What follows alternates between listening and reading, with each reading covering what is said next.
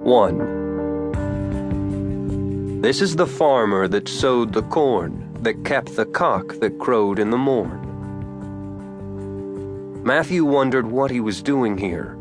I'm an attorney, he thought. Why am I lying here in the rain? Listen, Warren whispered. Matthew listened. He could hear the sound of angry waves pounding in against the beach. He could hear the rattling of palm fronds on the sharp wind. He could hear the rustle of sea oats along the shore. Nothing else. Didn't you hear something? Warren whispered. No, Matthew whispered. They kept watching the house. They were lying behind a huge sea grape on the side of the house facing the water. A cold drizzle pattered onto the broad leaves of the plant. The sand under them was cold and wet. The wind kept blowing in fiercely off the water. This was the 3rd day of February. It had begun raining on the morning of the murder. It had been raining steadily for the past 5 days. Words. You listened to words, and they didn't mean anything until the pictures began to form. In the beginning, Matthew hadn't conjured any images. He had heard only the string of words coming from Ralph Parrish's mouth. Parrish had come down to Florida to see his brother, drove down from Indiana a week ago. Wander, Indiana, his license plate had read. Came down here for his brother's 40th birthday. Parrish's brother was gay. Parrish knew that. But he hadn't been prepared for his brother's party, here in the house on the beach.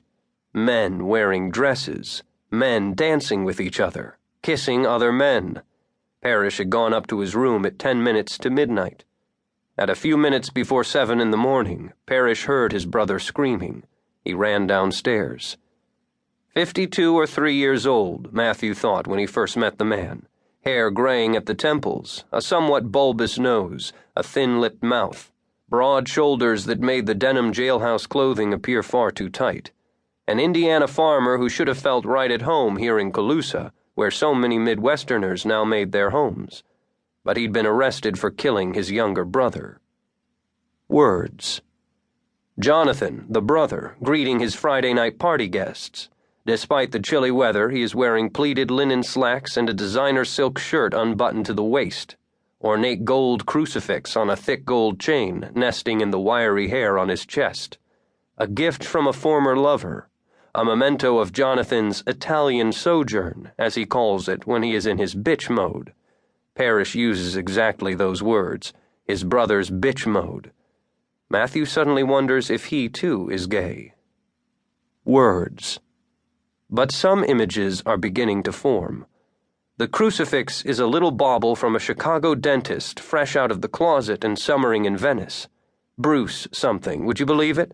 Jonathan all sleek and slender and blonde and pale and blue-eyed, with Bruce's long-ago crucifix on his chest and the bells of St. Benedict down the road tolling the hour as the guests arrive.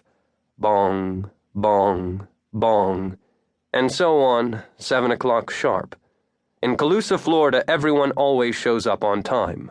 No chic half-hour, 45-minute tardiness here. Oh no, mustn't miss any of the festivities. Middle West morality, Middle West manners transported due south to the Gulf of Mexico. Jonathan, this is heavenly. This from a splendidly bejeweled old queen wearing a mink stole over a Pierre Cardin knockoff. One of Jonathan's friends, standing there on the deck of the old Whisper Key beach house, the air redolent of poison and Shalimar and tea rose and God only knew what other mingled fragrances. Half the men in drag, the others looking blissfully blass.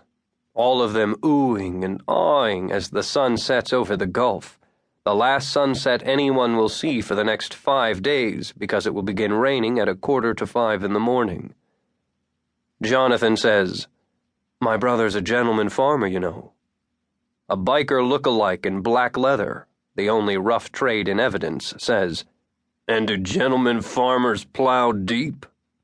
And the perfumed queen in the mink stole says, "Naughty, naughty," and taps him with a Japanese fan. Pictures forming, scents, sounds. Jonathan puts on the new CD someone brought as a birthday gift, and someone else